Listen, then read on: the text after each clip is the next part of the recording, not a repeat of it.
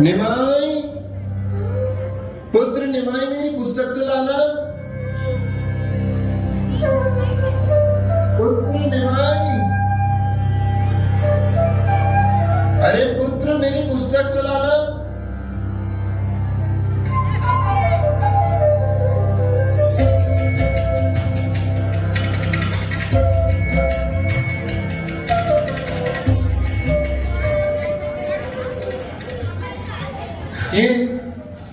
ये घुंघरू की ध्वनि कहां से आ रही है? अरे हाँ प्रभु, ये मधुर ध्वनि कैसी, कितना अद्भुत है ये। कहीं मेरा पुत्र निमाई तो नहीं? अरे नहीं नहीं, उसने तो घुंघरू पहने ही नहीं, तो फिर ये मधुर ध्वनि कहां से आ रही है? ये लो बाबा।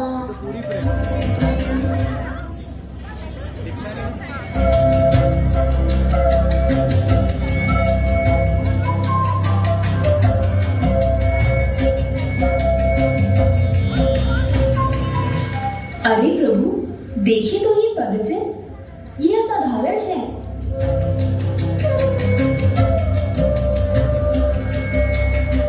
अहो भाग्य, भगवान के पदचिन्ह हमारे घर में। मुझे पूर्ण विश्वास है कि ये पदचिन्ह हमारे दामोदर शिला के ही हैं। और जो ध्वनि आ रही थी वो इन्हीं के चलने से आ रही होगी। सच्ची देवी, तुम एक काम करो, जाके हमारे ठाकुर जी के लिए स्वादिष्ट खीर बनाओ और कल हम स्नान के पश्चात अपने दामोदर शिला का पंचगव्य से अभिषेक करेंगे।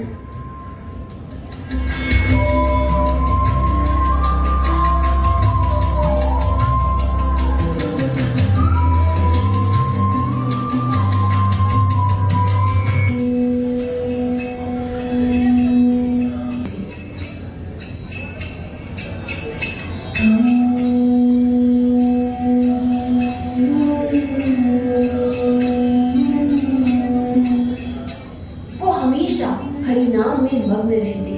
बहुत सारी तीर्थ यात्रा के बाद एक दिन वो महाप्रभु के घर पहुंचे।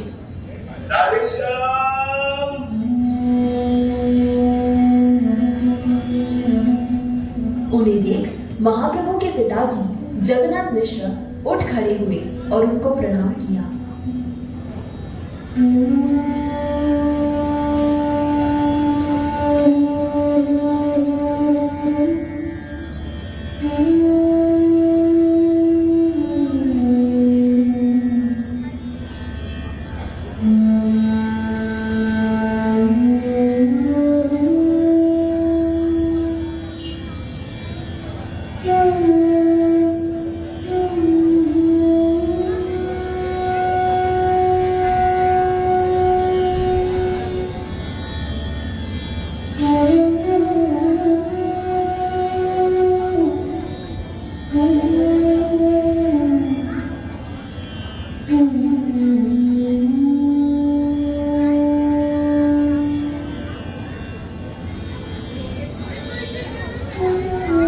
जगन्नाथ मिश्र ने ब्राह्मण का आदर किया और उनके चरण धोए और फिर पूछा, आपका किस स्थान से आगमन हुआ है ब्राह्मण देव?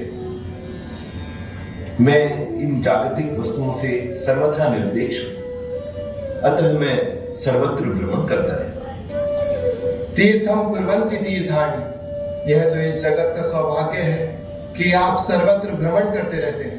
आप जैसे महाभागवतों के चरण कमल जिस स्थान पर पड़ते हैं वह स्थान एक तीर्थ के रूप में परिवर्तित हो जाता है। मैं आज अपने आप को सबसे भाग्यशाली मानता हूँ, अतः इस दास को अपनी सेवा करने का अवसर दें और मुझे अपने ठाकुर जी के भोग की व्यवस्था करने की अनुमति प्रदान करें। जैसे आप उचित समझे महानुभाव।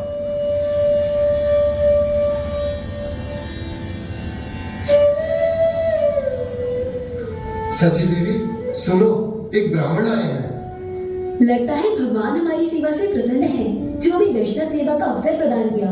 मैं अभी उनके भोजन का प्रबंध कर देती। अरे नहीं, वो अपने गोपाल जी के लिए खुद भोग बनाते हैं। हमें बस उनके भोग की सामग्री एकत्रित करने की सेवा मिली है। तो मैं शीघ्र ही रसोई घर को स्वच्छ कर देती हूँ। हाँ चलो, और मैं भी भोग की सामग्री ले आता हूँ।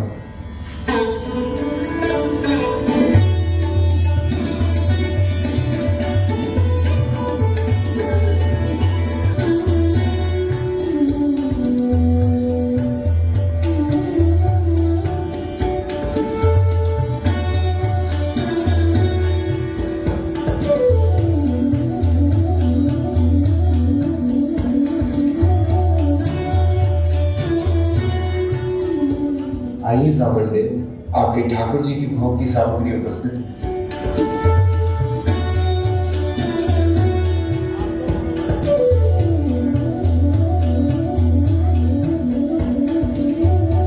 धन्यवाद महानुभाव, आपने बहुत सुंदर व्यवस्था की है। अब मैं निश्चिंत होकर के अपने ठाकुर जी के भोग की तैयारी करूंगा।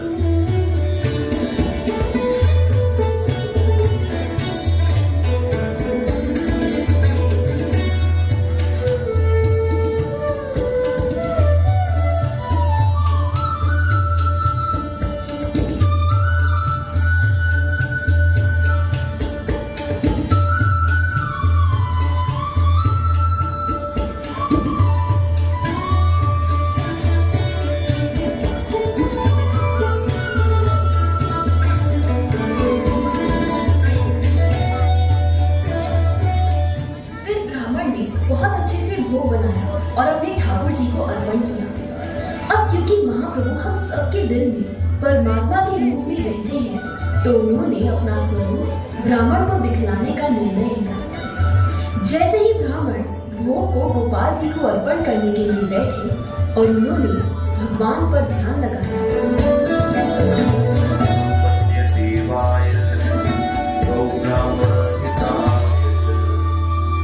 जगद्हिताय कृष्णाय गोविंदाय नमो नमः।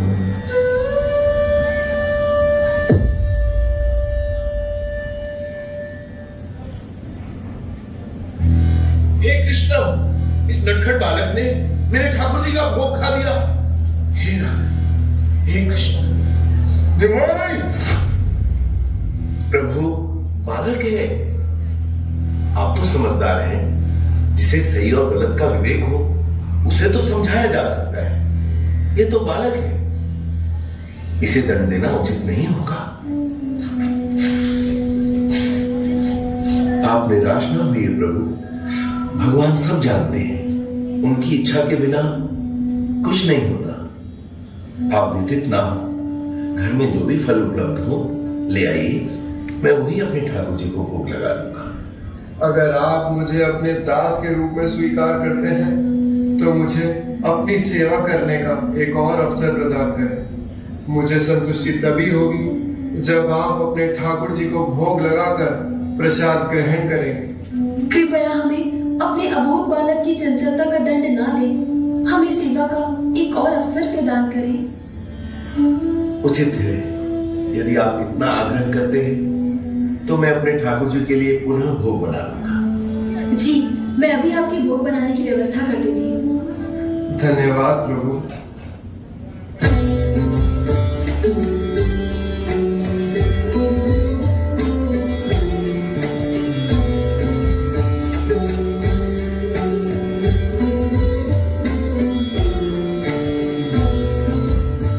ब्राह्मण देव के मान जाने पर सची देवी और जगन्नाथ मिश्र प्रसन्न हो गए और सची देवी ने फिर से रसोई घर को अच्छे से स्वच्छ किया और भोग बनाने की सामग्री एकत्रित कर ली ताकि ब्राह्मण देव भोग बना सके।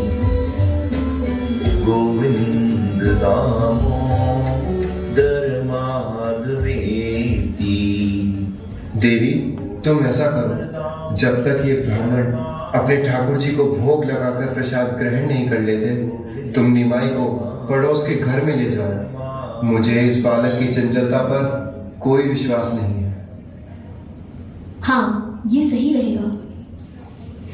तुम ना किसी दिन पिटोगे अपने पिताजी से। क्यों करते हो ऐसा सब? मेरी क्या गलती हो? चुप हो जाओ। बहुत नटखट हो गए हो तुम। तुम्हारा कुछ तो करना पड़ेगा। अब यहाँ बैठो और हिलना मत यहाँ से, समझे तुम? दीदी, इसने आज सभी सीमाएं पार कर दी। अब ध्यान रखना कि यहाँ से कहीं जाए ना। अरे लेकिन हुआ क्या? बाद में बता रही हूँ, अभी घर में कुछ सेवा है।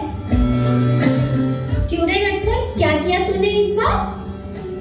मैंने क्या किया? वो ब्राह्मण ने तो मुझे बुलाया था भोग खाने के लिए। हाँ, तुमने ब्राह्मण का भोग चुराया? क्यों करते हो तुम ऐसा? इसमें मेरी क्या गलती? ब्राह्मण ने तो मुझे बुलाया था। लेकिन ऐसे बिना भोग लगाए कुछ नहीं खाते। उन्हें अपने गोपाल जी को भोग तो लगाने देते। सारे ब्राह्मण मुझे भोग लगाते हैं। मुझे किसी को भोग लगाने की आवश्यकता नहीं है। हाँ हाँ, तू ही तो है स्वयं भगवान। हाँ, मैं हूँ स्वयं भगवान। गोविंद दामोदर माधवेति। चलो लुका छुपी खेलते हैं। हाँ चलो ठीक है। गोविंद दामोदर माधवेति।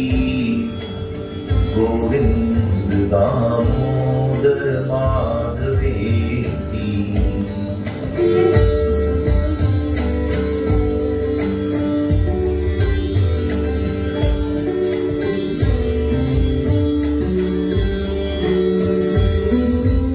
अब उन्होंने जैसे ही भगवान पे ध्यान लगाया, निमाई को पता चल गया, क्योंकि वो ब्राह्मण उन्हीं पे तो ध्यान लगा रहे थे। नमो ब्रह्मण्य देवाय गौ ब्राह्मण हिताय जगद्हिताय कृष्णाय गोविंदाय नमो नमः।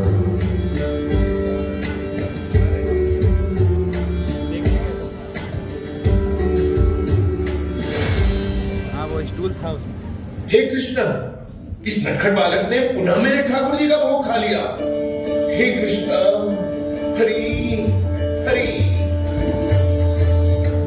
फिर जगन्नाथ मिश्र बहुत क्रोधित हो गए और निमाई के पीछे लाठी लेके भागने लगे।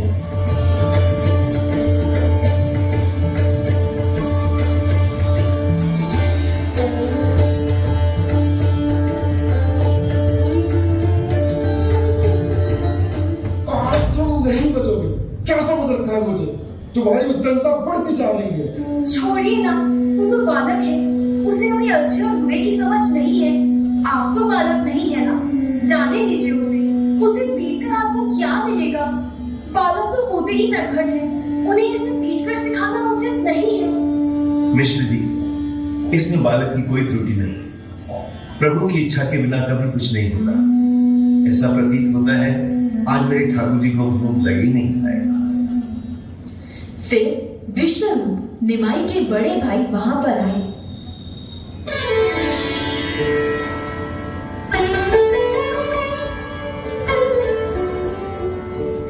उनका रूप इतना मनमोहक था कि संपूर्ण 14 लोगों में कोई भी उनकी बराबरी नहीं कर सकता था। वो स्वयं भगवान नित्यानंद के ही अंश के रूप में प्रकट हुए थे। विश्वरूप का रूप देख के ब्राह्मण मंत्रमुग्ध रह गए और बोले, ये अद्भुत बालक कौन है? यह मेरा ज्येष्ठ पुत्र विश्वरूप है।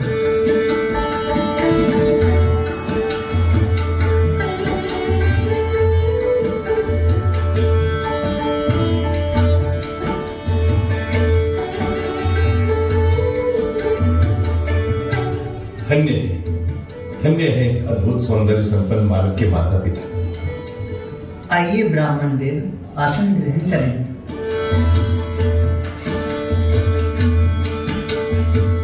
हमारा सौभाग्य है कि आपके जैसे उच्च कोटि के ब्राह्मण ने अपने चरण कमल से आज हमारे घर को शुद्ध कर दिया। आप हर जगह यात्रा करते हैं ताकि आप इस धरती को पवित्र कर सकें। ये हमारा सौभाग्य है कि आप हमारे यहाँ अतिथि बनकर आए। लेकिन इसके साथ साथ मैं अपने आप को दुर्भाग्यशाली मानता हूँ कि आपने अभी तक कुछ प्रसाद ग्रहण नहीं किया। आपको देखकर मुझे अपार प्रसन्नता हुई, लेकिन घर में जो कुछ भी हुआ उसे सुनकर मेरे मन में पीड़ा भी है। इसमें दुखी होने की क्या बात है? मैं तो वनवासी हूँ। मेरा जीवन तो फलों पे ही चलता है। मैं कुछ फलाहारी कर लूंगा। अन्न तो सदा हमें प्राप्त होता ही नहीं। बिना प्रयास के प्राप्त हो गया तो उचित, अन्यथा हरि की इच्छा।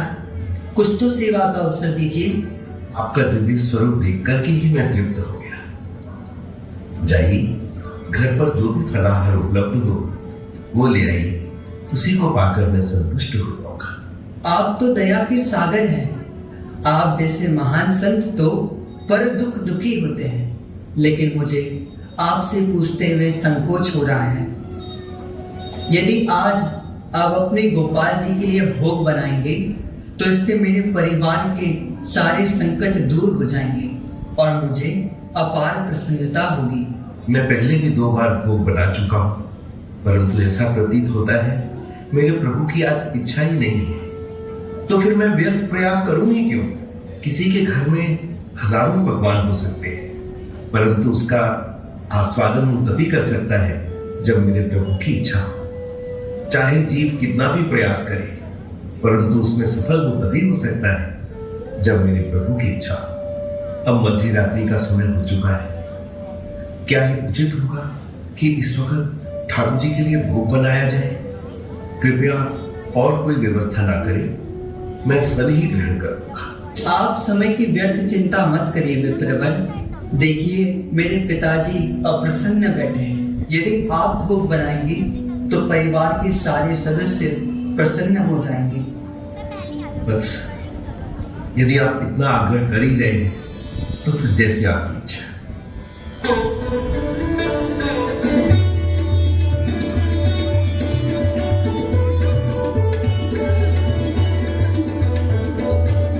बंद कर दीजिए ताकि निमाई बाहर ना आ सके। ये सुझाव अच्छा है देवी। द्वार को बाहर से बंद कर देता हूँ। निमाई अब बाहर नहीं आ पाए। चिंता का कोई विषय नहीं है। हमारा नटखट निमाई सो गया है और वो गहरी नींद में है। अब वो बाहर आके कोई नटखटता नहीं करेगा।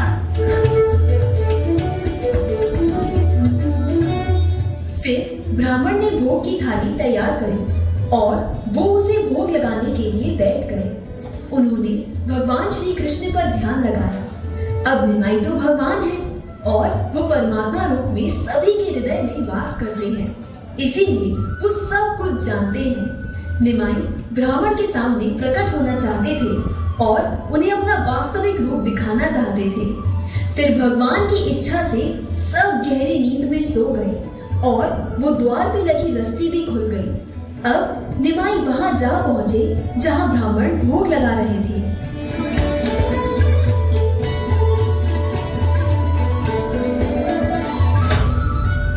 अरे मूर्ख, हरी हरी।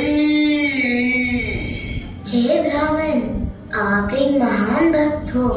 आपने मुझे बुलाया और देखो मैं आ गया। अब आप ही बताओ मैं इसमें दोषी कैसे हुआ? आपने मुझे बुलाने के लिए मंत्रों का उच्चारण किया, मुझे प्रेरित किया और देखो मैं आ गया। मैं अपने आप को कैसे रोक पाता?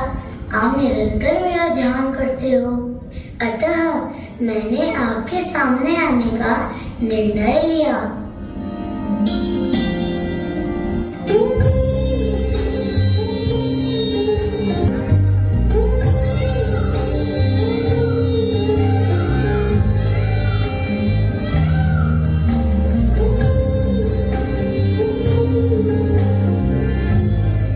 ब्राह्मण ने देखा कि वह स्थान तुरंत वृंदावन में परिवर्तित हो गया। भगवान ने अपनी कृपा बरसाते हुए ब्राह्मण को अपना अष्टभुज रूप दिखाया। हाथों में शंख, चक्र, गदा, पद्म, माखन और वेणु लेकर प्रकट हुई। हे ब्राह्मण, सुनो। पूर्व जन्मों में आप मेरे सेवक थे। आपने सदैव मेरा चिंतन किया, अतः मैं स्वयं आया हूँ आपको अपने दर्शन देने। मेरे पूर्व अवतार में मैंने नंद महाराज के यहाँ अवतार लिया था, इसी स्वरूप में जिसका आपको स्मरण नहीं है। मेरे पूर्व अवतार में मैं कृष्ण के रूप में गोकुल में प्रकट हुआ था और उस जीवन काल में आप सच्चे आध्यात्मिक उत्साह के साथ पवित्र स्थलों की यात्रा कर रहे थे और एक दिवस आप नंद महाराज के यहाँ अतिथि बनकर आए थे और मुझे भोग अर्पण किया था। और उस समय भी हमने स्नेह का आदान प्रदान किया था, जिस प्रकार हम अभी कर रहे हैं। उस समय भी मैंने आपकी भेंट स्वीकार करी थी, जिस प्रकार मैं अभी कर रहा हूँ। आप जन्म जन्मांतर से मेरे सेवक हो, अतः मैं आपके सामने प्रकट हुआ हूँ। मेरे भक्तों के अतिरिक्त मुझे मेरे इस रूप में और कोई नहीं देख सकता। किंतु स्मरण रहे ब्राह्मण, जब तक मैं इस धरातल पर हूँ, हमारी इस भेंट का किसी को ज्ञात नहीं होना चाहिए। यदि आपने ऐसा किया तो मुझे आपके देह का अंत करना होगा। मैंने स्वयं को वही प्रकट किया है जहां भगवान के दिव्य नामों का संकीर्तन पहले से ही आरंभ हो चुका है, और मैं पवित्र हरिनाम से सारे विश्व को जोड़ने का शुभारंभ करूंगा। पुण्य श्लोक भगवान से सहज प्रेम करने की पद्धति को मैं बिना किसी हेतु हर घर पहुंचाऊंगा। आप कुछ समय हमारे घर रहना, किंतु स्मरण रहे हमारी इस भेंट का किसी को ज्ञात ना हो।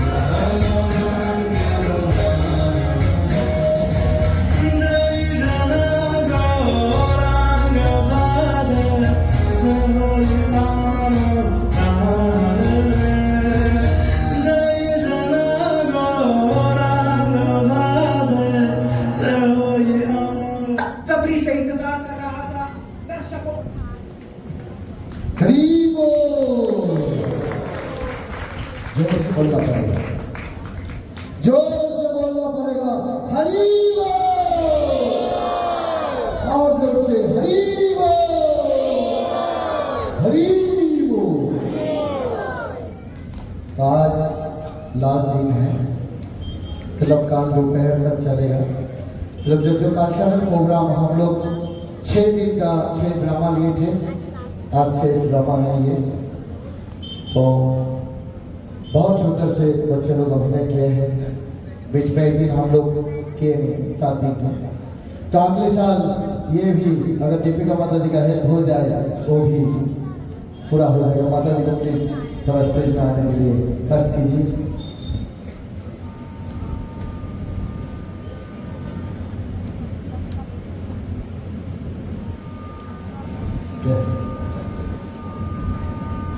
तो ये ड्रामा में मैं तो ज़्यादा टाइम नहीं दे पा रहा है। कॉस्ट्यूम से लेके मेरे को बार बार बोल रहे, माता को वो कौन सा क्या होगा बार बार फोन में डिस्कस कर रहे हैं, बैठ के डिस्कस कर रहे हैं। तो ध्यान ज्ञान पूरा संसार के साथ रहते हुए, गोपाल के सेवा के साथ रहते हुए इतना समय दिए है। तर आज 6 दिन का जो 6 ड्रामा है सब माता जी का परिश्रम के फल है। इसके लिए जोर से बोले हरि बोल, हरि बोल, हरि बोल। तो माता जी का 2 शब्द बोलने के लिए हमें अनुरोध किया, बोलना नहीं चाह रहा है। जो भी हो माता जी को आशीर्वाद कीजिए। अगले साल और कुछ नया नया। मेरा इतना समय नहीं रहता है, फिर भी जितना हो सके मैं करता हूँ। हाँ, इसी तरह अगर दायित्व लेके, जैसे माता जी कल्चरल प्रोग्राम का दायित्व लिए हैं, इसी तरह एक जैसे अगले साल से बंगाल के लोग जो है मैं बुलाएंगे सबको थोड़ा सा स्टेज में, इन लोगों को परिचय करने के बाद। तो पहले परिचय कर देता हूँ। निभाई का भूमिका में है, निभाई का भूमिका में है हम लोगों को ओम प्रभु।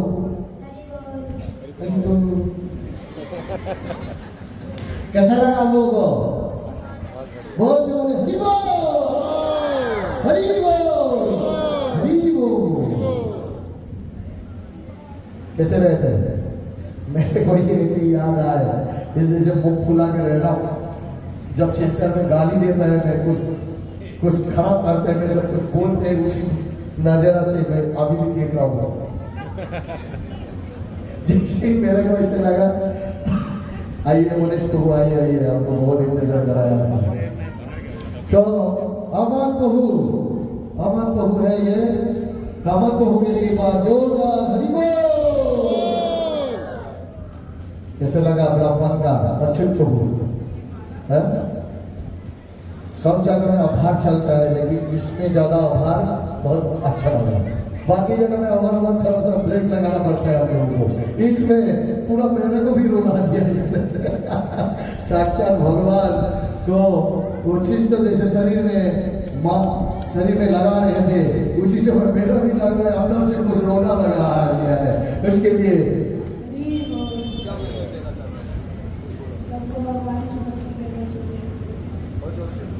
सबको भगवान की भक्ति करना चाहिए।